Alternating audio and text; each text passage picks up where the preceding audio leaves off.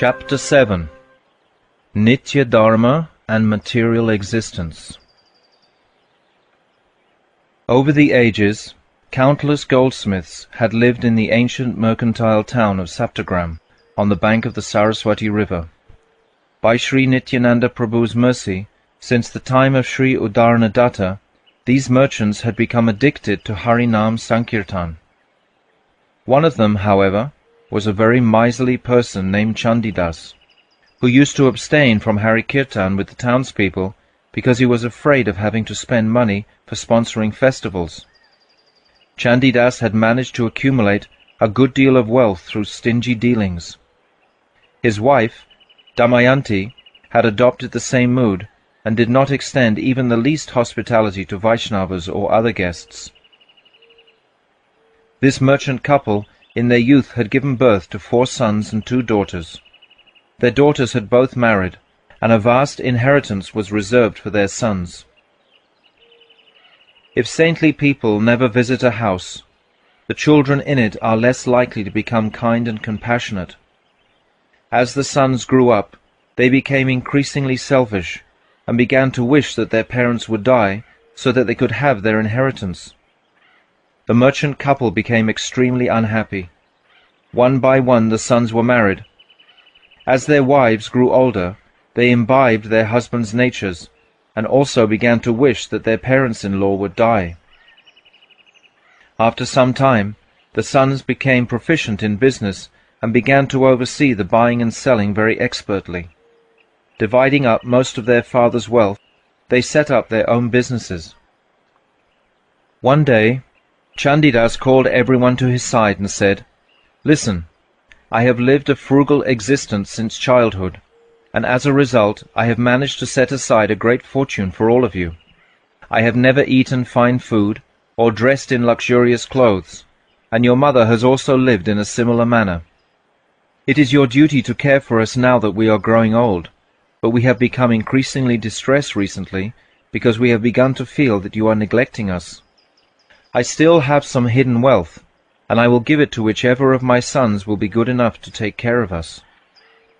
Chandidas's sons and daughters-in-law heard his words silently, and then went off to a separate place to conspire amongst themselves. They concluded, "It will be best to send mother and father away, and then take possession of their hidden wealth and divide it amongst ourselves, for there is really no telling to whom the old man will give it to unjustly." All of them were sure that the wealth was buried in their father's bedroom. One morning at dawn, Chandidas's eldest son, Haricharan, went to his father and with feigned humility said, "Dear father, you and mother should go and take darshan of Sri Navadvip Dham at least once, so that your human life will become successful. I have heard that no other holy place is as beneficial in this age of Kali as Sri Navadvip Dham. It will not be troublesome or expensive for you to go there, and if you are unable to walk, we can hire you a boat to take you upstream for a nominal fee. There is also a Vaishnavi who would be happy to accompany you there." When Chandidas informed Damayanti about their son's proposal, she became very happy. Both of them concluded, "Our children have become thoughtful and courteous since our talk that day. We are strong enough to walk, so let us make the pilgrimage to Sridham Navadvip via Kalna and Shantipur." Having selected an auspicious day, the couple set out on their pilgrimage, taking the Vaishnavi with them. The next day, after walking a good distance, they arrived at Ambika Kalna.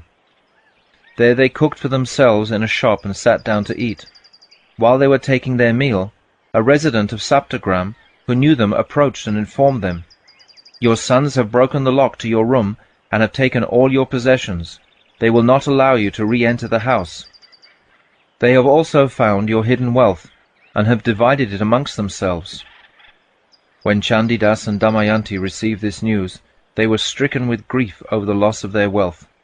They were unable to eat a single morsel, and spent the entire day crying incessant tears. The Vaishnavi attendant tried to console them, saying, "Don't be attached to your home. Come, you can take up the life of Vaishnava ascetics. Build a simple ashram where Vaishnavas can gather and live. The children for whom you have sacrificed everything have become your enemies. so there is no need to return home. Let us go to Navadvip and remain there. You can maintain yourselves by accepting alms. That will be a much better life." When Damayanti and Chandidas thought of the behavior of their sons and daughters-in-law, they said again and again, "It would be better for us to die than to return home." In the end, they stayed for a few days at the home of a Vaishnava in the village of Ambika, after which they went to see Shantipur and finally arrived at Sri Navadvip Dham. They stayed in Sri Mayapur for a few days with a merchant relative and began to tour the 7 localities of Navadvip on the bank of the Ganga, as well as the 7 localities of Kulyagram on the other side of the river. After a few days, however, their attachment for their sons and daughters-in-law resurfaced. Chandidas said to his wife, "Come, let us return home to Saptagram. After all, they are our sons, aren't they?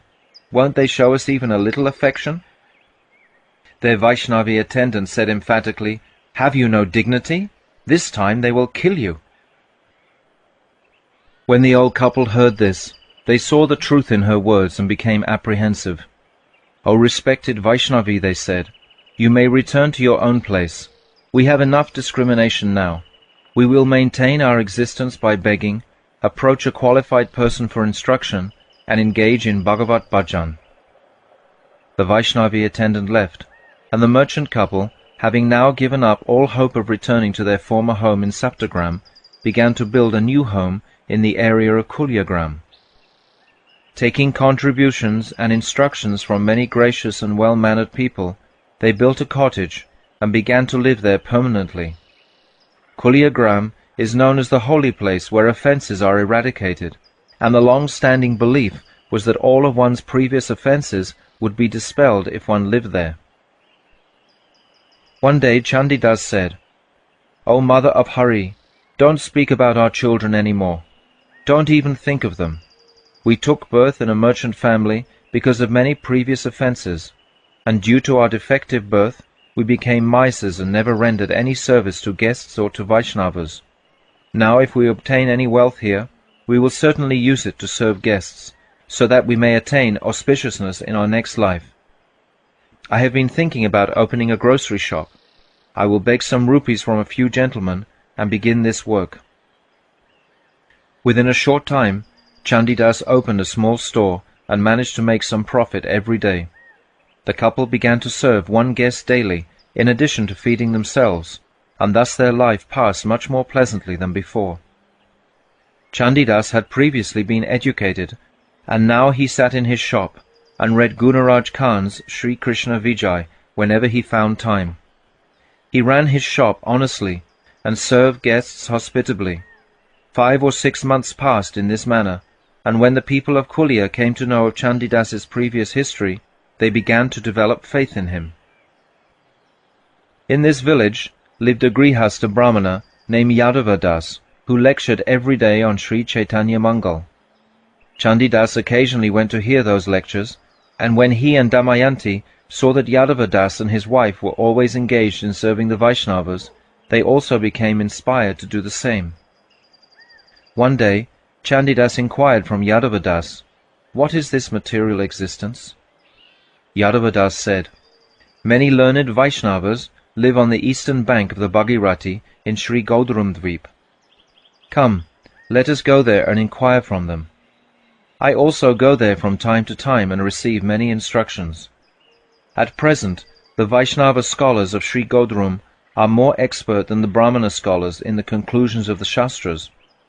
Some days ago, Sri Vaishnav Das Babaji defeated the Brahmana Pandits of the area in a debate. A deep question like yours can be resolved most satisfactorily there." Yadava Das and Chandidas prepared to cross the Ganga in the afternoon. Damayanti now regularly served pure Vaishnavas, and the miserliness in her heart had disappeared altogether. "I will go with you to Sri Godrum," she said.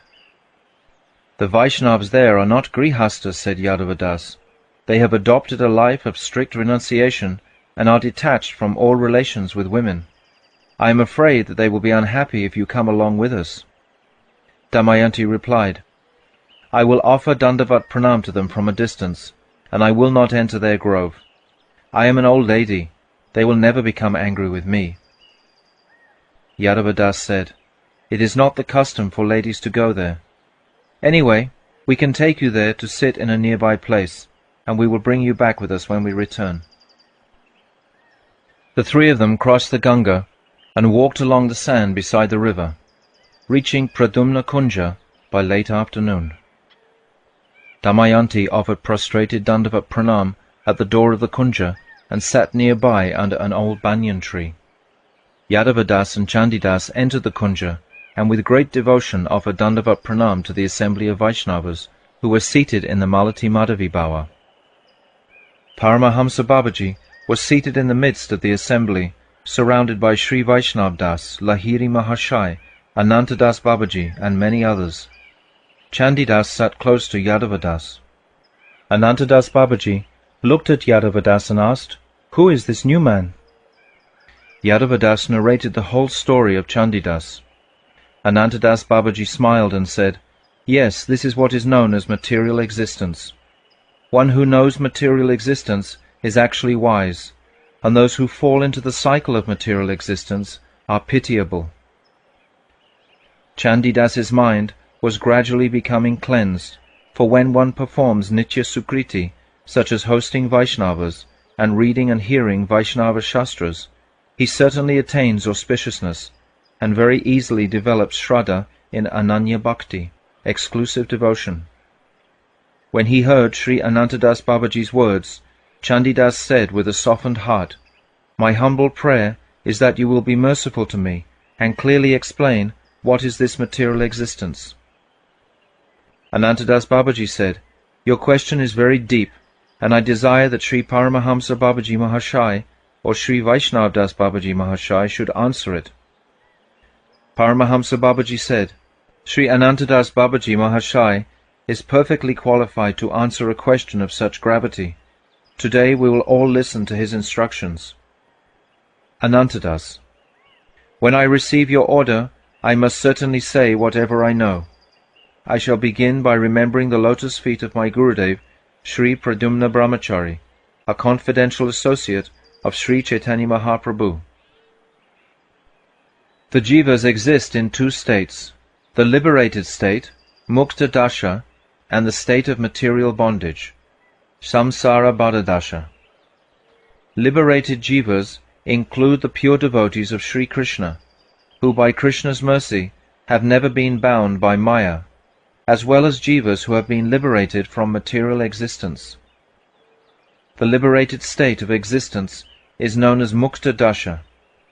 The Bada jivas, on the other hand, are those who are oblivious to Sri Krishna and have fallen into the clutches of Maya since time without beginning. Their conditioned state of existence is known as Samsara Bada Dasha. The jivas who are liberated from Maya are Chinmaya, fully spiritual, and their very life is service to Krishna, Krishna Dasya. They do not reside in this material world, but in one of the pure spiritual worlds such as Golok, Vaikuntha, or Vrindavan. There are innumerable jivas who are liberated from Maya. The jivas who are bound by Maya are also innumerable. Due to their defect of alienation from Krishna, Krishna's shadow potency, known as Chaya Shakti or Maya, binds the jiva with its three-stranded ropes, consisting of the three qualities of material nature, namely Sattva Gun, goodness, Rajagun, passion, and Tamagun, ignorance. The conditioned souls appear in a variety of states of existence, according to the influence of the various gradations of these gunas, qualities. Just consider the varieties in the jiva's bodies, moods, appearance, natures, living conditions and movements. When the jiva enters material existence, he takes on a new type of egoism. In the pure state of existence, the jiva has the egoism of being a servant of Krishna. But in the conditioned state, many different types of egoism arise, making the living entity think, "I am a human being, I am a devata, I am an animal, I am a king, I am a brahmana, I am an outcast, I am diseased, I am hungry, I am dishonored, I am charitable, I am a husband, I am a wife, I am a father, I am a son, I am an enemy, I am a friend, I am a scholar, I am handsome, I am wealthy, I am poor, I am happy, I am sad, I am strong, and I am weak. These attitudes are known as ahanta, which literally means the sense of I-ness, or false egoism. Besides this ahanta, another function known as mamata, possessiveness, or a sense of myness, enters the nature of the jiva.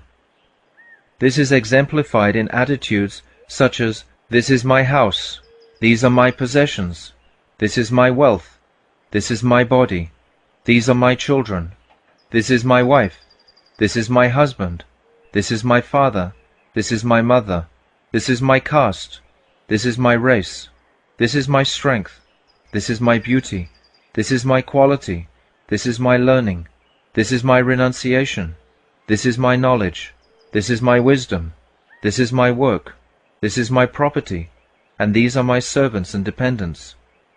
The colossal affair that brings the conceptions of I and mine into play is known as samsara, material existence. Yadavadas.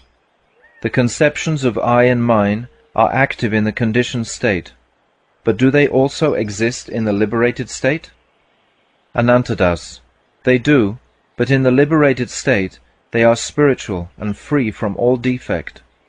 In the liberated state in the spiritual world, the jiva becomes acquainted with his pure nature, exactly as it was created by Bhagavan. In that spiritual abode, there are many different types of real egoism, each with its own characteristic sense of I, so there are also many types of chidras, transcendental exchanges of sentiments. All the different chinmaya upakaranas, spiritual paraphernalia, which form the constitutional ingredients of rasa, come under the heading of mine. Yadavadas. Then what is the defect in the different conceptions of I and mine that exist in the conditioned state? Anantadas.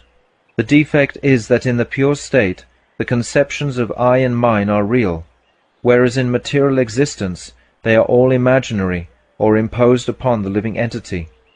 That means that these conceptions are not actually aspects of the jiva, but are all false identities and relationships. Consequently, all varieties of material identification in mundane existence are impermanent and unreal, and only cause momentary happiness and distress. Yadavadas. Is this deceptive material existence false? Anantadas. No. This deceptive world is not false. It is a reality by Krishna's will. It is the jiva's conception of I and mine when he enters the material world that is false. Those who believe that this world is false are Mayavadis, advocates of the theory of illusion. Such people are offenders. Yadavadas. Why have we fallen into this illusory relationship? Anantadas. Bhagavan is the complete spiritual entity, Purna Chit Vastu, and the jivas are particles of spirit, Chit Kana. The jiva's first location is on the boundary line between the material and spiritual worlds. The jivas, who do not forget their relationship with Krishna, are empowered with Chit Shakti and are drawn from that position into the spiritual realm, where they become eternal associates of Sri Hari and begin to relish the transcendental bliss of service to Krishna. Those jivas who turn away from Krishna desire to enjoy Maya, and Maya attracts them towards her by her potency. At precisely that point, their material state of existence comes into being, and their true spiritual identity disappears. I am the enjoyer of Maya. This false egoism covers them with many varieties of false identity. Yadavadas. Why is it that our true identity doesn't appear, even though we try to attain it? Anantadas. There are two types of endeavor, appropriate and inappropriate. Appropriate endeavors will certainly dissipate false egoism, but how can inappropriate endeavors do so? Yadavadas. What are inappropriate endeavors? Anantadas. Some people think that their hearts will be purified if they follow karmakanda, and that they will be liberated from Maya when they practice Brahmagyan. This type of endeavor is inappropriate. Others think that by practicing Astanga Yoga, they will enter a trance of Samadhi Yoga and attain perfection. This is another inappropriate endeavor. There are many other types as well. Yadavadas: why are these endeavors inappropriate? Anantadas: these methods are unsuitable because practicing them creates many obstacles to attaining one's desired goal.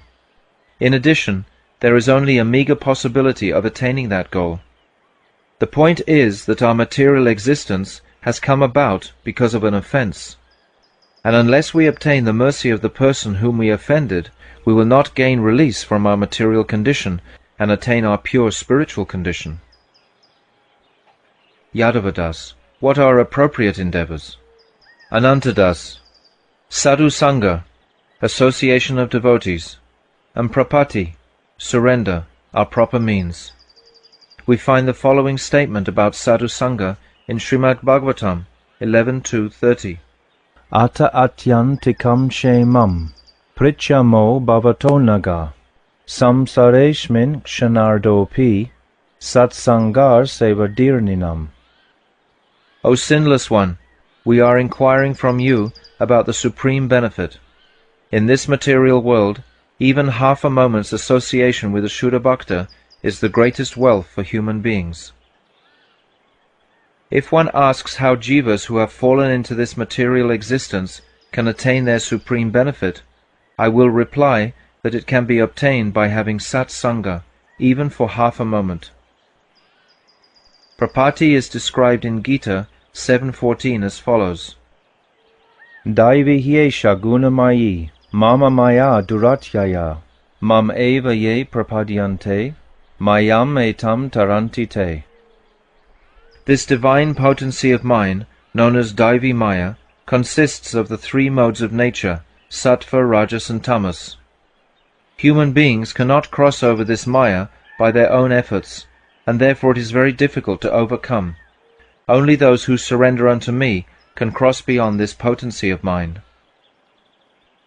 Chandidas: O great soul, I cannot understand your explanation very well. I have understood that we are pure entities, and that due to our forgetfulness of Krishna, we have fallen into the hands of Maya and are bound in this world. If we obtain Krishna's mercy, we can be delivered again, otherwise we will remain in the same condition. Anantadas: yes, for now it is sufficient for you to believe this much.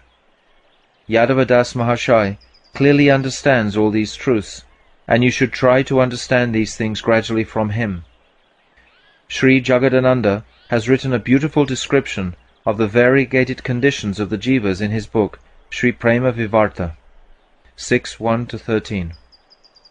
Chitkana Jiva Krishna Chinmaya Bhaskar, Nitya Krishna Deki Krishna Karena Adar, Krishna Bahir Mukhahana Bhoga Vancha Kare, Nikatashta Maya Tare Japiti Yadare, Pisachi Paile Jena Mati Chana Hoy, Maya Grasta Jivare Hoy Se Bhava Uday, Ami Siddha Krishna Dasa Ekata Bule, Maya Rana Parahana Chiradine Bole, Kabu Raja Kabu Praja Kabu Viprashudra, Kabu Duki Kabu Shuki Kabu Kitak Shudra, Kabu Swarge Kabu Martye Narakeva Kabu, Kabu Deva Kabu Daitya Kabu Dash Prabhu, E Rupe Samsara Brahmite Konajan, Sadhu Sangha Nija Tattva Avagatahan, Nija Tattva Jani Ara Sangsara Nachai, Kenava Bajinu Maya Kare Haya Hai, Kande Bole Ohe Krishna Amitava Das, Tomara Charana Chari Hoila Sarvanash, Kripa Kari Krishna Tare Chadana Samsar, Kakuti Kariya Krishna Dake Ekabar, Maya Ke Pichane Raki Krishna Pane Chai, Bhajite bhajite Krishna pada padma pai. Krishna tare dena nija chikchak tirabal. Maya akarsana chade haya durbal. Sadhu sangha Krishna nam ei matra chai. Sangsara jinite ara kona vastunai. The jiva is an infinitesimal particle of spiritual consciousness, like an atomic particle of light emanating from the sun. Sri Krishna is the complete spiritual consciousness, the transcendental sun. As long as jivas focus their attention on Krishna, they maintain reverence for him. However, when they turn their attention away from Krishna, they desire material enjoyment. Krishna's deluding potency, Maya, who is standing near them, then binds them in her embrace. Footnote by Srila Bhaktivedanta Narayan Maharaj. There are two types of entities, Chaitana, animate, and Jada, inanimate. Animate entities are those who have desire and the power to experience, and inanimate entities are those that do not. There are also two types of animate entities, those who possess full consciousness, Purna Chaitana, and those who possess minute consciousness, Shudra Chaitana. Bhagavan possesses full consciousness, and in his original feature he is Krishna. This is declared in Srimad Bhagavatam 1.3.28 by the statement, Krishna stu Bhagavan Swayam. Krishna is the original Bhagavan. The jivas possess minute consciousness. They are his separated parts, known as Vibhinamsha Tattva, and they are innumerable. The Shastras have compared the mutual relationship between Sri Krishna and the jivas to the relationship that exists between the sun and the infinitesimal glittering particles of light present in the sun's rays. Bhagavan Sri Krishna is the spiritual sun, and the jivas are infinitesimal particles of spirit. The dharma or swabhav of the infinitesimal jivas is to serve Krishna. When the jivas are formed, their dharma is born simultaneously. Just as in fire, the power to burn is always present. As the existence of fire cannot be accepted without burning power, the essence of the individual soul's identity as a jiva is not established without service to Krishna. A vastu, substance, cannot exist independently of its dharma, natural characteristic function, and neither can a function exist independently of its substance. Nonetheless, a substance and its function can become perverted. The inherent function of the jiva is certainly to serve Krishna, but when the jiva is indifferent to Krishna and covets different types of sensual enjoyment, Bhagavan's external potency, Bahiranga Shakti or Maya, which is situated nearby, seizes him and binds him in her web. End footnote. The dharma of the jiva who has turned away from Krishna becomes covered, just as a person's intelligence becomes covered when he is haunted by a witch. He forgets Sri Hari's identity and his own identity as a servant of Hari. Becoming a slave of Maya, he wanders here and there for a long time in this illusory material existence. Sometimes he is a king, and sometimes a subject, sometimes a brahmana, and sometimes a shudra. Sometimes he's happy, and sometimes distressed, and sometimes he is a tiny insect. Sometimes he is in heaven, sometimes on earth, and sometimes in hell. Sometimes he is a deva, and sometimes a demon. Sometimes he is a servant, and sometimes a master. As he is wandering like this throughout material existence, if by some great fortune he happens to obtain the association of pure devotees, he comes to know of his own identity, and his life thus becomes meaningful. By his association with those bhaktas, he understands his true identity and becomes indifferent to material enjoyment. Grieving bitterly for his predicament, he laments, "Alas, alas, why did I serve Maya for so long?"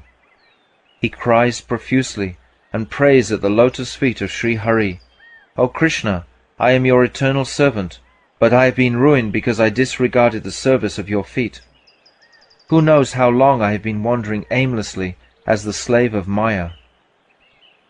O Patitapavana, O Dinanath, please protect this destitute soul. Deliver me from your Maya and engage me in your service. Sri Krishna is an ocean of mercy, and when he hears the jiva cry out in such desperation even once, he quickly transports him across this insurmountable material energy.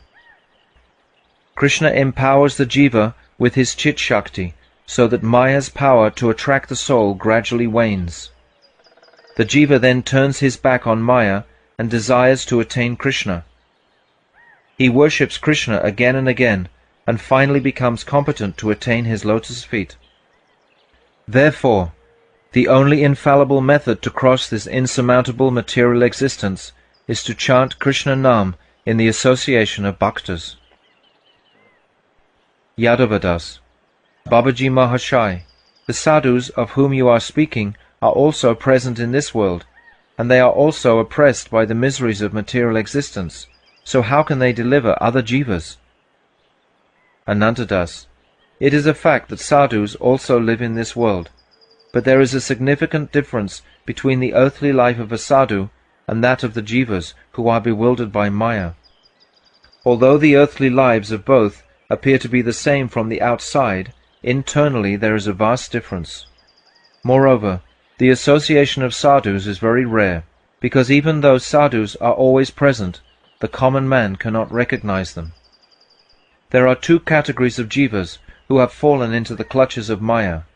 Some are completely absorbed in insignificant worldly pleasures and have tremendous regard for this material world, whereas others are dissatisfied with the insignificant pleasures of Maya and employ finer discrimination in the hope of attaining a superior quality of happiness. Consequently, the people of this world may be roughly divided into two groups: those who lack the power to distinguish between spirit and matter, and those who possess such spiritual insight. Some people refer to those who have no such insight as material sense enjoyers, and to those who have insight as mumukshas, those who seek liberation. When I use the word mumukshu here, I am not referring to those who seek the Nirvishesh Brahman through the process of monistic knowledge. Mumukshus in the Vedic sense are those who are exasperated with the miseries of material existence and seek their true spiritual identity. The word mumuksha literally means the desire for mukti, liberation. When a mumukshu gives up this desire for liberation and engages in worshipping Sri Hari, his bhajan is known as Shuddha Bhakti. The Shastras do not order one to give up mukti. Rather, when a person who desires liberation gains knowledge of the truth of Krishna and the jivas, he is liberated at once. This is confirmed in Srimad Bhagavatam 6:14, 3-5 as follows: Rajobi samasankyata partiver ihajantava tesham ye kechane hante shreyo vai manujadaya. The jivas of this world are as innumerable as particles of dust. Among all these living entities, very few attain higher life forms, such as those of the human beings, devas and gandharvas, and very few of those adopt higher religious principles. Prayo mumukshavas tesham kecha naiva dvijotama mumukshu nang sahasreshu kaschin muche tasidyati. O best of the Brahmanas, amongst those who adopt higher religious principles, very few strive for liberation, and out of many thousands who strive for liberation, one may actually attain the perfected or liberated state. Muktanam abhisedanam narayana parayana sudurlabha prashantatma kotishvapi mahamune. O great sage, among many millions of such liberated and perfected souls, a devotee who is fully peaceful and exclusively devoted to Sri Narayan is extremely rare. Bhaktas of Krishna are even more rare than those of Narayan, for they have surpassed the desire for liberation and are already situated in the liberated state. They remain in this world as long as the body endures, but their earthly existence is categorically different from that of the materialists. The bhaktas of Krishna live in this world in two conditions, as householders or as renunciants. Yadavadas. The Bhagavatam shlokas which you just quoted refer to four categories of people who possess spiritual insight. Out of these four, which type of association is considered sadhu sangha? Anantadas. There are four categories of people who possess spiritual insight. Viveki, those who are conscientious. Mumuksu, those who desire liberation. Mukta, those who are liberated, and the bhakta. Amongst these, the association of vivekis and mumuksus is beneficial for vishayis, gross materialists. Muktas are either liberated individuals with an insatiable thirst for chidrasa, or impersonalists who pride themselves on being liberated. Only association with the first type of muktas is beneficial. Nirbhed Mayavadis are offenders, and association with them is forbidden for all. Such people have been condemned in Srimad Bhagavatam 10.2.32. Ye nye ravindaksha vimukta maninas, tvayastava lavishuddha budaya, aruya krichtrena param padam tata, patantyado nadrita, yusmad angraya. O lotus-eyed Lord, those who do not take shelter of your lotus feet vainly consider themselves to be liberated. Their intelligence is impure because they are devoid of affection and devotion for you, and in reality they are Bada Jivas. Even though such people attain the platform of liberation by undergoing severe austerities and spiritual practices, they fall from that position due to neglecting your lotus feet. The fourth category of discriminating souls, the bhaktas, are attracted either to Sri Hari's opulent and majestic feature, Aishwarya, or to his sweet and intimate feature, Madhurya. The association of Sri Hari's bhaktas is beneficial in all respects, particularly if one takes shelter of those bhaktas who are immersed in Sri Hari's sweetness. The transcendental mellows of bhakti, Vishuddha Bhakti Ras, will manifest in one's heart. Yadavadas. You have explained that bhaktas live in two conditions. Kindly explain this clearly so that people like myself who have limited intelligence may understand easily. Anantadas. Bhaktas are either grihastha bhaktas, householders, or tyagi bhaktas, those who have renounced household life. Yadavadas. Please describe the nature of the grihastha bhaktas' relationship with this world. Anantadas. One does not become a grihastha simply by building a house and living in it. The word griha in grihastha refers to the household that one establishes by accepting a suitable wife in marriage, according to Vedic rules and regulations. A bhakta who resides in such a condition and practices bhakti is known as a grihastha bhakta. The jiva who is bound by maya sees form and colour through the eyes. He hears sound through the ears. He smells fragrance through the nose. He touches with the skin, and he tastes with the tongue. The jiva enters the material world through these five senses and becomes attached to it. The more attached he is to gross matter, the more distant he is from his prananath, the Lord of his life, Sri Krishna, and his condition is called bahimukh samsara, consciousness directed outward toward mundane existence. Those who are intoxicated with this mundane existence are known as vishayis, those who are attached to worldly sense objects. When bhaktas live as grihastas, they are not like the vishayis, who merely seek to gratify their senses. A householder's dharma patni, wife, who is one's partner in realizing nitya dharma, is a maidservant of Krishna, dasi, and so are his sons and daughters. The eyes of all the family members are satisfied to behold the form of the deity and objects related to Krishna. Their ears become fully satisfied to hear Harikatha and narrations of the lives of great sadhus. Their noses experience satisfaction by smelling the aroma of tulsi and the other fragrant objects offered to the lotus feet of Sri Krishna. Their tongues taste the nectar of Krishna Nam and the remnants of food offered to Krishna. Their skin feels delight through touching the limbs of Sri Hari's bhaktas.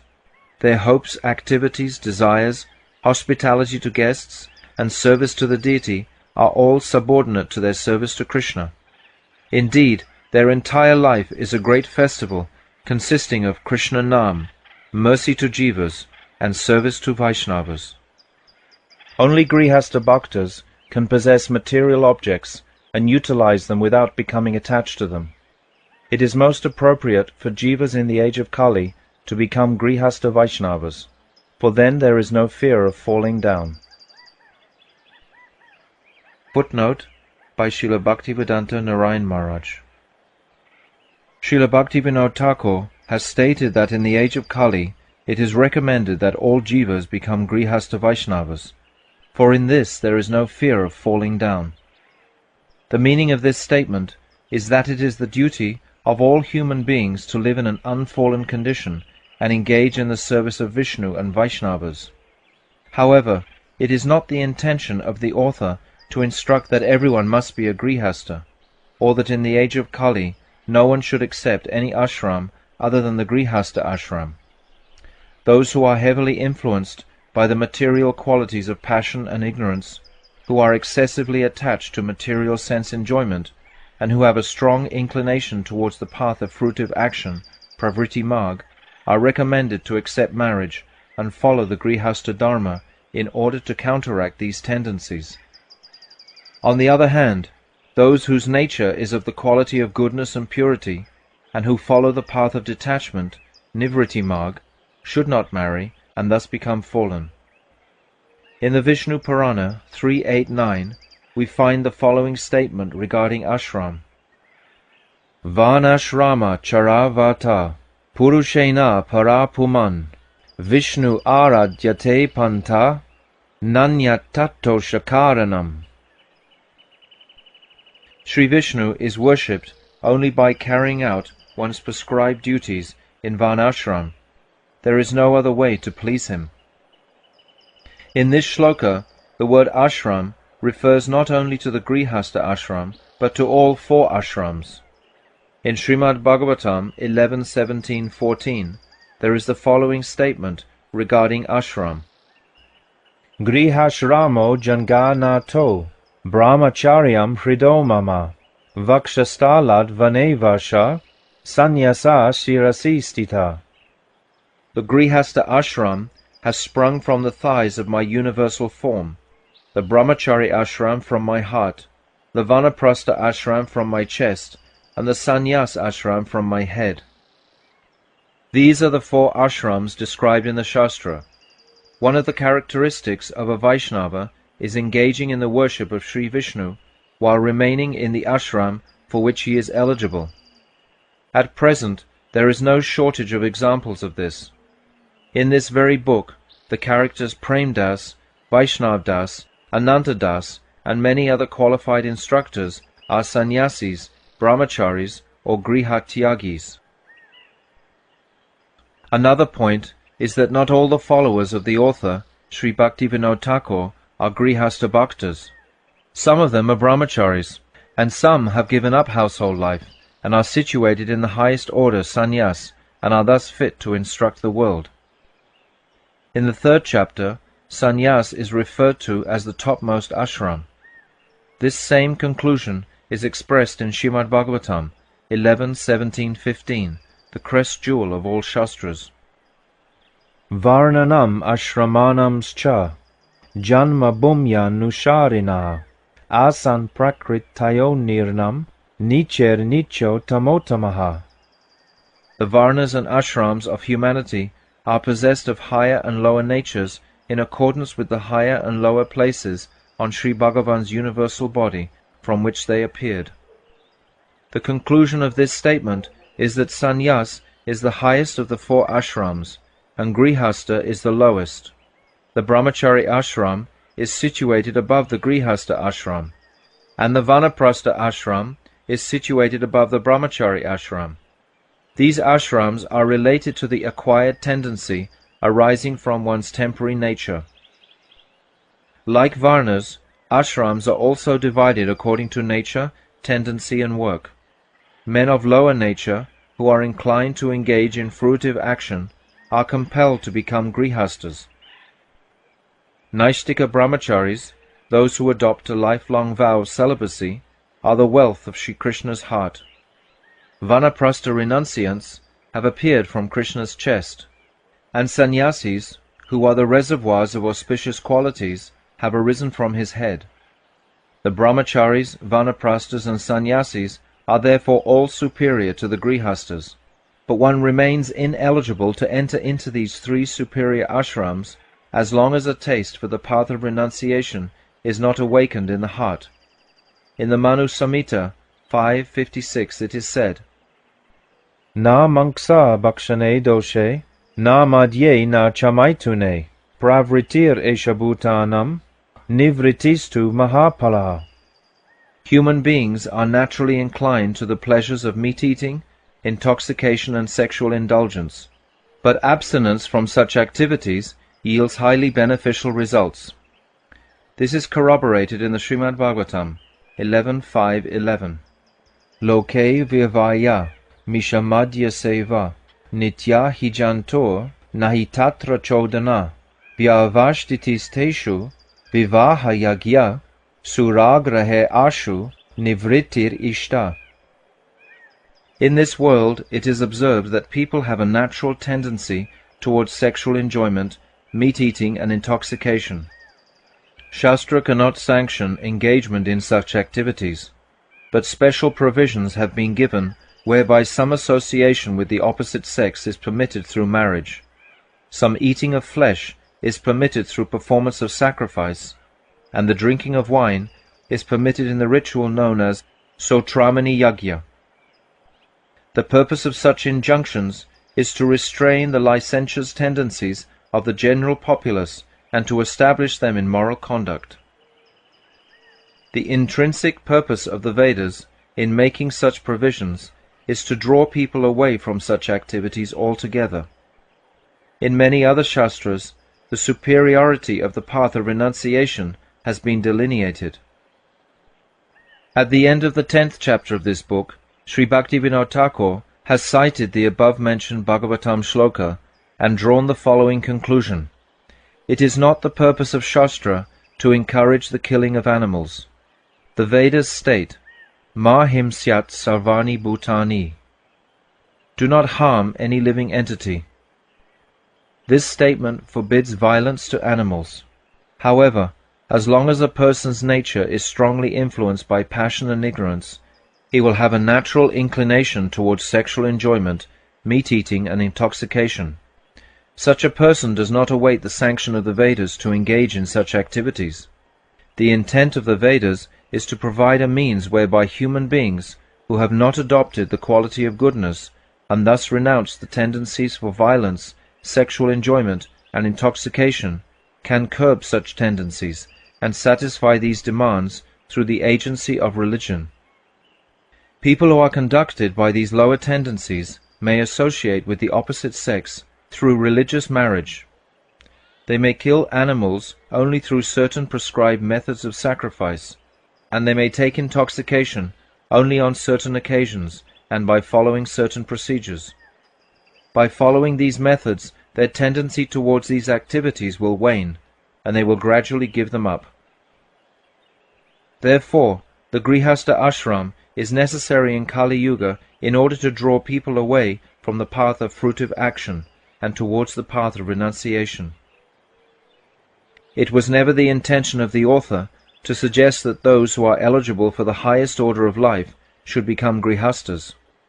Later in this same chapter, Sri Bhaktivinoda Thakur has expressed the purpose of marriage in the following words. One should not enter marriage for the purpose of begetting children or to worship the forefathers. Rather one should think, I accept this maidservant of Krishna, so that we may be able to assist each other in the service of Krishna. This attitude is favorable to bhakti. Consequently, those who marry without a desire for children can actually be true Grihastha Vaishnavas. When a man truly regards his wife as a maidservant of Krishna, there is no scope for regarding her as an object of his own pleasure. Instead, his mood will be one of adoration. It is a fact that there are statements that sanction the desire for children, such as putra te kriyate bharya. A wife is accepted for the purpose of having children, but the implication here is that one should desire to beget servants of Krishna, and not ordinary mundane children. The word putra, son, is derived from the word put, which refers to a particular hellish planet, and tra is derived from the verbal root meaning to deliver. Thus the traditional significance of the word putra is to beget a son who can deliver one from hell by offering oblations after one's demise. However, there is no possibility that Vaishnavas who regularly chant Sri Harinam will go to the hell known as Put. Therefore they do not desire putras, but servants of Krishna. Generally, a man who is bound by material conditioning, and who pursues the path of fruitive action, indulges in sexual intercourse with a woman in order to satisfy his lusty propensities. Children are born only as a byproduct of that desire. This is the reason why people these days are generally of a lustful nature. As it is commonly said, Atmavat jayate putra, a son takes after his father. Although the Grihastha ashram is the lowest of the 4 ashrams, Srila Bhaktivinoda Thakur has recommended it with a desire to benefit everyone in the world. His recommendation is especially directed towards people whose mentality is similar to that of Chandidas and Damayanti. Actually, great souls who naturally follow the path of detachment by the influence of the sukriti they have acquired in previous lives will never become entangled in domestic life by accepting marriage. Such elevated people still have the opportunity to fall, but where is the question of falling for people who are already fallen? If a Naishtika brahmachari or a sannyasi were to misunderstand the underlying meaning of the above-mentioned instruction, and on the basis of those words were to give up their brahmacharya or sannyas, and in contravention to Shastra, marry one of their disciples, a god-sister, or some other woman, or were to advise another brahmachari or sannyasi to do so, then such a pitiable, base, and atheistic person would indeed be rare in the history of the world. A second point is that it is highly disgraceful for unqualified people to adopt the dress of brahmacharis, tyagis, or sannyasis, to imitate their behavior, and to consider themselves equal to great personalities situated in those ashrams. Such people are like Srigala Vasudev, the jackal who impersonated Sri Krishna, and whose narration has been described in Srimad Bhagavatam, Harivamsha, Chaitanya Bhagavat, and other Shastras. People who are situated in a lower stage, and who are attached to the path of fruitive action, should first curb the deplorable tendency towards lust by becoming lawfully married according to religious principles. The purpose of the Shastra is to guide all living beings toward the path of detachment.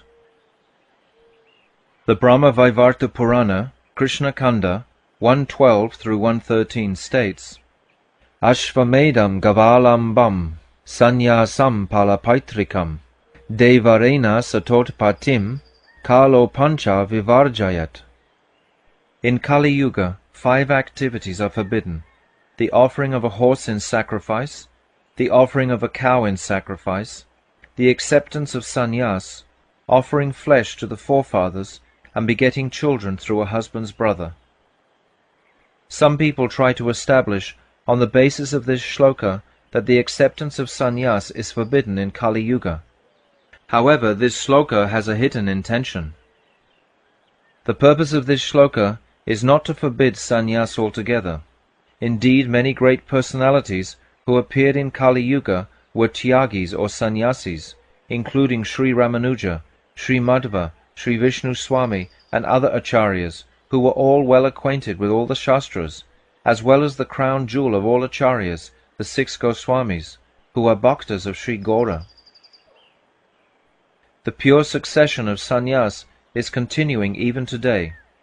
The injunction against accepting sannyas in Kali Yuga actually means that it is improper to accept the Ekadanda sannyas that evolved from the unauthorized line of thought propagated by Acharya Shankara, expressed in the maxims such as Soham, I am that Brahman, and Aham Brahmasmi, I am Brahman.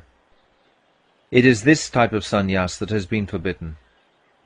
Tridanda sannyas is the real perpetual sannyas, and it is applicable at all times. Sometimes Tridanda sannyas externally appears in the form of Ekadanda sannyas. Ekadanda sannyasis of this type, who are actually great souls, accept the eternality of Tridanda sannyas that symbolizes the three features of Savya, the object of service, Sevaka, the servitor, and Seva, service. Such people consider the Ekadanda sannyas propagated by Shankara to be completely unauthorized and not supported by Shastra. It is therefore proven, even on the basis of the Brahma Vaivarta Purana shloka cited by Smarta Acharyas, that it is logical for sadhaks who are pursuing the Nivritti Marg to accept sannyas. End of footnote. Anantadas continues to describe the nature of the Grihastha Bhaktas' relationship with this material world. Only Grihastha Bhaktas can possess material objects and utilize them without becoming attached to them. It is most appropriate for jivas in the age of Kali to become Grihastha Vaishnavas, for then there is no fear of falling down. Bhakti can also be developed fully from this position. Many Grihastha Vaishnavas are gurus who are well versed in the fundamental truths of the Shastra. If the children of such saintly Vaishnavas are pure Vaishnavas, Goswamis, they too are counted as Grihastha Bhaktas. This is why the association of Grihastha Bhaktas is particularly beneficial for the jivas. Yadavadas. Grihastha Vaishnavas are obliged to remain under the jurisdiction of Smarta Brahmanas, otherwise they will have to suffer much harassment in society. Under such circumstances, how can they practice Shuddha Bhakti? Anantadas. Grihastha Vaishnavas are certainly obliged to carry out social conventions, such as getting their sons and daughters married, performing ceremonial functions for deceased forefathers, and other similar responsibilities. However, they should not engage in ritualistic activities meant only to fulfill material ambitions, kamya karma. When it comes to maintaining one's livelihood, everyone, even one who calls himself nirpeksha, devoid of all needs, depends upon other people or things. All embodied beings have needs. They depend on medicine when they become ill, on foodstuffs when they are hungry, on clothing to dispel the cold, and on a house for protection from excessive heat or rain. Nirpeksha really means to reduce one's necessities as far as possible, for no one can be absolutely independent as long as he has a material body. Still, it is best to be as free as possible from material dependency, for that is more conducive to advancement in bhakti. All the activities that I mentioned before become free from defect only when one links them with Krishna. For example, one should not enter marriage with a desire to beget children, or to worship the forefathers and Prajapatis. It is favorable to bhakti to think, I am only accepting this maidservant of Krishna so that we can assist each other in Krishna's service and establish Krishna-centered family life together. Whatever one's materially attached relatives or family priests may say, ultimately one reaps the fruit of one's own determination. On the occasion of the Shraddha ceremony, one should first offer the forefathers the remnants of food that has been offered to Sri Krishna, and then feed the Brahmanas and Vaishnavas. If Grihastha Vaishnavas observe the Shraddha ceremony in this way, it is favorable for their bhakti. All the smarta rituals are karma, unless and until one combines them with bhakti. Karma that is enjoined in the Vedas is not unfavorable to bhakti, so long as one performs it during one's practice of Shuddha Bhakti. One should perform ordinary activities in a renounced spirit and without attachment for the result, and one should perform spiritual activities in the association of bhaktas. Then there will be no fault. Consider for a moment that most of Sriman Mahaprabhu's associates were Grihastha Bhaktas, and so were many Rajarshis, saintly kings, and Devarshis, great sages from ancient times, Dhruva, Prahlad, and the Pandavas were all Grihastha Bhaktas.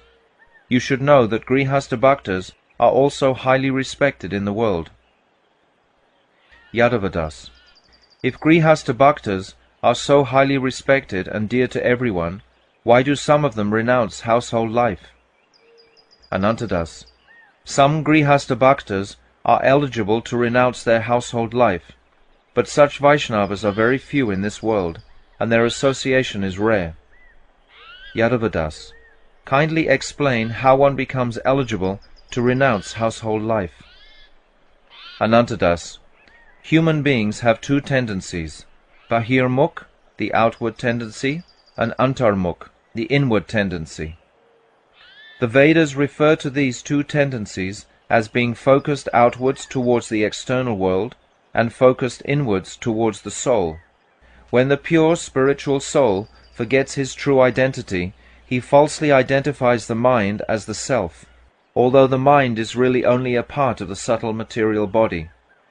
Having identified with the mind in this way, the soul takes assistance from the doorways of the senses and becomes attracted to the external sense objects. This is the outward tendency.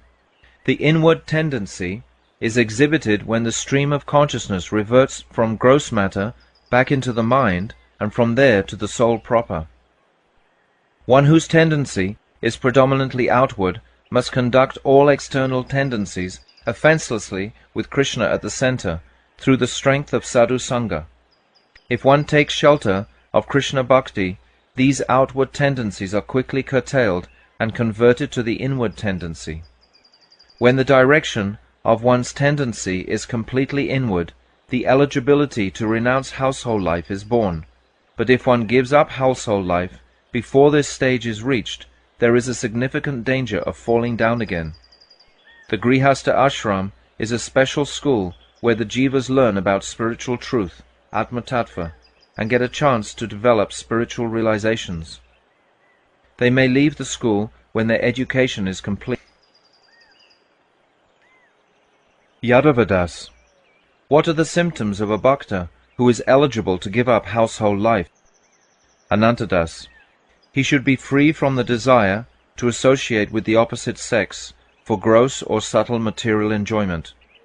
He should have unrestricted mercy toward all living entities. He should be completely indifferent towards endeavors to accumulate wealth, and he should strive only in times of need to acquire food and clothing suitable for maintaining himself.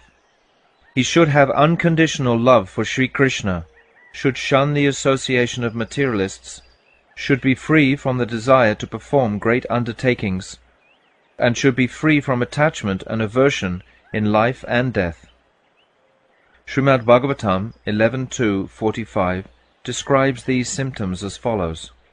Sarva bhuteshu ya pasyed bhagavad bhavam atmanaha bhutani bhagavat yatmani esha bhagavatotamaha. One who sees his own mood of attraction for Sri Krishna Chandra, the soul of all souls, in all jivas, and who also sees all living entities residing within the shelter of Sri Krishna, is an Uttam Bhagavat. In Srimad Bhagavatam 3.25.22, Bhagavan Kapiladev describes the primary characteristics of sadhus. Mayan anyena bhavena bhaktim kurvanti ye dritam mat krite tyakta karmanas tyakta svajana bandavaha. Those who worship no one but me, and who therefore engage in firm and exclusive devotion unto me, give up everything for my sake, including all duties prescribed in Varnashram Dharma, and all relationships with their wives, children, friends, and relatives. It is also stated in Srimad Bhagavatam 11.2.55, Visrijati hridayam nayasya sakshad, darir avishabito pyago ganasha, pranaya rasanaya dritangri padmaha, sabhavati bhagavata pradan uktaha. If one utters, even without intent, Sri Harinam in an offenceless mood, at once heaps of sins accumulated through many lifetimes are destroyed. Such a person thereby binds Sri Hari's lotus feet within his heart with ropes of love, and is considered the best of bhaktas. When these symptoms are manifest in a grihastha bhakta, he is no longer suited for engagement in karma, and he therefore renounces household life. Such nirpeksha bhaktas, renunciants, are rare, and one should consider himself extremely fortunate to attain their association. Yadavadas. These days, young men often renounce household life and adopt the dress of the renounced order. They establish a place for sadhus to congregate and begin to worship the deity of the Lord. After some time, they fall into association with women again, but do not give up chanting Harinam. They maintain their hermitage by collecting alms from many places. Are such men Tyagis or Grihastha Bhaktas? Anantadas. Your question raises several issues at once, but I will answer them one by one.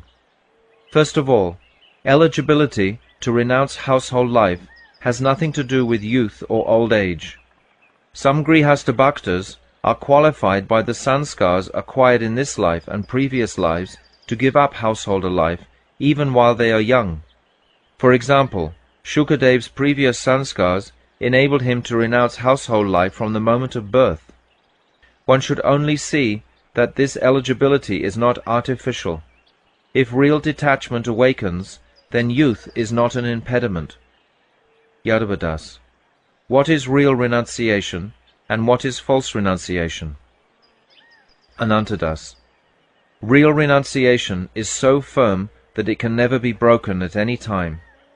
False renunciation arises from deception, dishonesty, and the desire for prestige. Some people make a false show of renunciation to gain the respect that is offered to nirpeksha bhaktas who have given up household life, but such false detachment is futile and completely inauspicious. As soon as such a person leaves home, the symptoms of his eligibility for detachment disappear and depravity sets in. Yadavadas. Does a bhakta who has given up household life need to adopt the external dress of a renunciant? Anantadas. Nirapeksha akinchana bhaktas who have firmly renounced the spirit of enjoyment purify the entire world, whether they live in the forest or remain at home. Some of them accept a loincloth and worn and torn clothes as external signs to identify them as members of the renounced order. At the time of accepting this attire, they strengthen their resolve by taking a firm vow in the presence of other Vaishnavas who are in the renounced order. This is called entrance into the renounced order, or the acceptance of appropriate garments for renunciation. If you refer to this as the acceptance of the dress of renunciation, Beka Grahana or Vesh Grahana, what is the harm? Yadavadas. What is the purpose of being identified by the signs of the renounced order? Anantadas. It is very helpful to be identified as a member of the renounced order. A renunciant's family members will no longer maintain a relationship with him and will easily give him up. He will no longer desire to enter his house, and a natural detachment will awaken in his heart, with a consequent fear of materialistic society. It is beneficial for some bhaktas to accept the outward signs of renunciation, though this may not be necessary if detachment from household life is fully matured. It is said in the Srimad Bhagavatam 4.29-46, Sa jahati matim loke vede cha parinishtitam. A bhakta who has received the mercy of Bhagavan gives up attachment for all worldly activities and for all ritualistic duties prescribed in the Vedas. There is no injunction for such bhaktas to accept the outward dress of renunciation. It is necessary only as long as there is some dependence on public consideration. Yadavadas. From whom should one accept the renounced order? Anantadas. One should accept the renounced order from a Vaishnava who is situated in the renounced order. Grihastha bhaktas have no experience of the behavior of renounced bhaktas, so they should not initiate anyone into the renounced order. The following statement of the Brahma Vaivarta Purana confirms this. One brings ruination to the world if he instructs others in religious principles that he himself does not follow. Yadavadas. What criteria should a guru use to offer initiation into the renounced order? Anantadas. One should see if the Krishna Bhakti of the Grihastha Bhakta has imbued him with a spiritual temperament and with qualities such as full control of the mind and senses. Has the hankering for wealth and the satisfaction of the tongue been uprooted or not? The Guru should keep the disciple with him for some time in order to examine him thoroughly, and he may initiate him into the renounced order when he finds that he is a suitable candidate. Under no circumstances should he offer initiation prior to this. If the Guru offers initiation to a person who is unqualified, he will certainly fall down himself. Yadavadas. Now I see that it is no light matter to accept the renounced order. It is a serious undertaking. Unqualified gurus are turning this practice into a common affair. It has only just begun, and there is no telling where it will end. Anantadas. Sri Chaitanya Mahaprabhu severely punished Chota Haridas for a completely insignificant fault, just to protect the sanctity of the renounced order. The followers of our Lord should always remember the punishment of Chota Haridas. Yadavadas.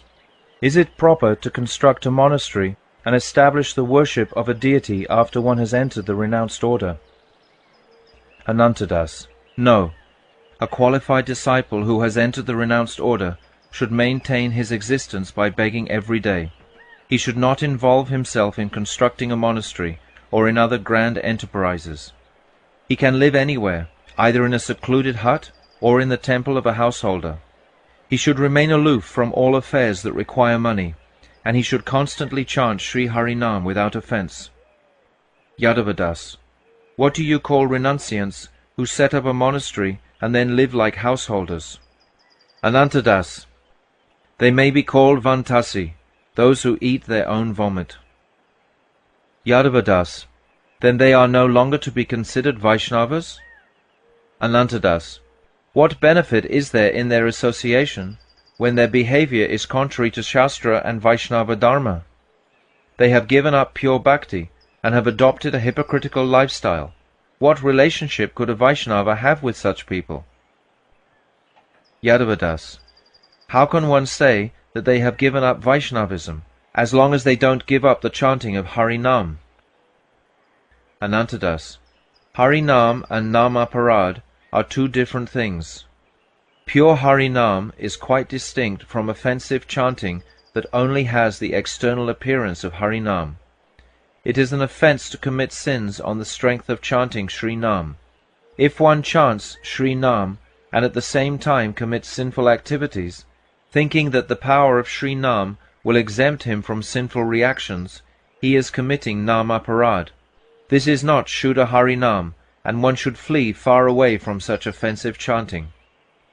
Yadavadas. Then is the domestic life of such people not to be considered Krishna-centered? Anantadas. Never. There is no room for hypocrisy in a Krishna-centered domestic life. There can only be complete honesty and simplicity, with no trace of offense. Yadavadas. Is such a person inferior to a Grihastha Bhakta? Anantadas. He is not even a devotee, so there is no question of comparing him with any Bhakta. Yadavadas. How may he be rectified? Anantadas. He will be counted amongst the Bhaktas again when he gives up all these offences, constantly chants Sri Nam, and sheds tears of repentance. Yadavadas. Babaji Mahashai. Grihastha Bhaktas are situated under the rules and regulations of Varnashram Dharma. If a Grihastha is excluded from Varnashram Dharma, is he not barred from becoming a Vaishnava? Anantadas. Ah, Vaishnava Dharma is very liberal. All jivas have the right to Vaishnava Dharma. That is why it is also known as Jaiva Dharma. Even outcasts can take up Vaishnava Dharma and live as Grihasthas, although they are not part of Varnashram. Moreover, people who have accepted sannyas within Varnashram and have fallen from their position may later adopt pure bhakti by the influence of sadhu sangha. Such people can become Grihastha Bhaktas, although they are also outside the jurisdiction of Varnashram regulations. There are others who abandon Varnashram Dharma due to their misdeeds. If they and their children take shelter of Shuddha Bhakti by the influence of Sadhu Sangha, they may become Grihastha Bhaktas, although they are also outside Varnashram. So we see that there are two kinds of Grihastha Bhaktas, one who is part of Varnashram and one who is excluded from Varnashram. Yadavadas: which is superior of these two? Anantadas: whoever has the most bhakti is superior. If neither has any bhakti, then the person who is following Varnashram is superior from the relative Vyavaharic point of view, because at least he has some religious principles, whereas the other is an outcast with no religious principles. However, from the absolute, spiritual, paramarthik perspective, both of them have fallen because they have no bhakti. Yadavadas: does a Grihastha have the right to wear the garments of a mendicant while he is still a householder? Anantadas: no. If he does, he is guilty on two counts. He cheats himself and he cheats the world. If a Grihastha adopts the dress of a mendicant, he simply affronts and ridicules genuine mendicants who wear the dress of the renounced order. Yadavadas: Babaji Mahashai, do the Shastras describe any system for accepting the renounced order? Anantadas: it is not clearly described. People of all castes can become Vaishnavas, but according to Shastra, only those who are twice born can accept sannyas. In Srimad Bhagavatam 7.11.35, Narada describes the separate characteristics of each of the different varnas, and then concludes with this statement: Yasya yal lakshanam proktam pumso varna bivyanjakam yad anyatrapi drishyeta tat tenaiva vinirdrishet. A person should be considered to belong to the varna whose characteristics he possesses, even if he has appeared in a different caste. The principal criterion for determining varna is possession of the characteristics unique to that varna. Birth is not the principal criteria for determining varna. If the symptoms of any particular varna are seen to exist in a person of a different caste, those symptoms determine that person's varna. This verdict of the Shastras supports the practice of offering sannyas to men who possess Brahminical symptoms, even though they are born of other castes, but it only applies to paramarthik affairs, and not to Vyavaharic affairs. Yadavadas: Brother Chandidas, do you have the answer to your question? Chandidas: today I have been blessed. Of all the instructions that have flowed from the mouth of the most revered Babaji Mahashai, these are the points that I have been able to assimilate. The jiva is an eternal servant of Krishna, but he forgets this and takes on a material body. Influenced by the qualities of material nature, he derives happiness and distress from material objects. For the privilege of enjoying the fruits of his material activities, he must wear a garland of birth, old age, and death. The jiva sometimes takes birth in a high position, and sometimes in a low position, and he is led into innumerable circumstances by his repeated change of identity. Hunger and thirst spur him to action in a body that may perish at any instant. He is bereft of the necessities of this world, and is cast into unlimited varieties of suffering. Many diseases and ailments appear, which torment his body. In his home, he quarrels with his wife and children, and sometimes he goes to the extent of committing suicide. His greed to accumulate wealth drives him to commit many sins. He is punished by the government, insulted by others, and thus he suffers untold bodily afflictions.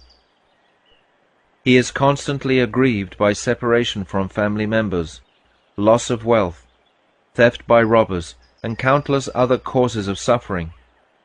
When a person becomes old, his relatives do not take care of him, and this causes him great distress. His withered body is ravaged by mucus, rheumatism, and a barrage of other pains, and is simply a source of misery. After death, he enters another womb and suffers intolerable pain. Yet despite all this, as long as the body remains, his discrimination is overpowered by lust, anger, greed, illusion, pride, and envy. This is samsara. I now understand the meaning of the word samsara. I repeatedly offer Dandavat Pranam to Babaji Mahashai. The Vaishnavas are gurus for the entire world. Today, by the mercy of the Vaishnavas, I have acquired real knowledge of this material world.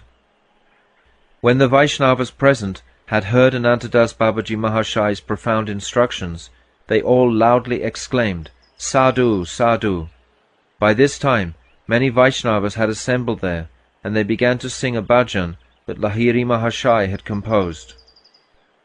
The jiva who has fallen into this dreadful material existence finds no end to his distress, but his troubles come to an end when he is graced by the association of sadhus, and then takes to the worship of Sri Hari. The raging fire of sensual desires scorches his heart, and when he tries to satisfy those desires, the fire simply flares up with greater intensity. However, relinquishing offences and chanting Sri Krishna Nam acts like a cooling shower of rain, which extinguishes this blazing fire. Kalidas says, "He who has taken shelter of the lotus feet of Chaitanya Nitai is my refuge in life and in death." As the kirtan was going on, Chandidas danced in great ecstasy. He took the dust of the feet of the Babajis upon his head and began to roll on the ground, weeping in intense joy. Everyone declared, "Chandidas is extremely fortunate." After some time, Yadavadas said, "Let us go, Chandidas. We need to go to the other side of the river." Smiling, Chandidas replied cryptically, "If you traverse the river of material existence, then by your Sangha I can also cross." The two of them offered Dandavat Pranam to Pradyumna Kunja and departed. As they came out of the Kunja, they saw Damayanti offering repeated obeisances and saying, "Alas, why did I take birth as a woman? If I had taken birth as a man, I could easily have entered this Kunja, taken darshan of the great souls, and become purified by taking their foot dust on my head. May I simply become the servitor of the Vaishnavas of Sri Navadvip birth after birth, and spend my days in their service." Yadavadas said, "Ah, this Godruma Dham is a perfectly sacred place. Simply by coming here, one obtains Shuddha Bhakti. Godruma is a cowherd village, the place where Sachinandan, the Lord of our life, enacts his divine pastimes. In his heart, Sri Prabodhananda Saraswati realized this truth and prayed in the following words: Na loka vedodrita marga bedaya, avisya sanklisyate re vimudha, hatena sarvam parihritya gode, Sri Godrume parana kutim kurudvam. O fools! Although you have taken shelter of worldly society and the Vedas, and adopted many social and religious duties, you remain miserable. Now give up these dubious paths, and quickly build yourself a leaf hut in Sri Godruma. In this way, exchanging Harikatha, the three crossed the Ganga and arrived at Kuliagram. Thenceforward, both Chandidas and his wife Damayanti displayed a wonderful Vaishnav demeanour. Untouched by the world of Maya, they became adorned with the qualities of Vaishnava Seva. Blessed are the merchant couple. Blessed is the mercy of the Vaishnavas. Blessed is Sri Navadvip Bhumi. Thus ends the 7th chapter of Jaivadharma entitled Nitya Dharma and Material Existence.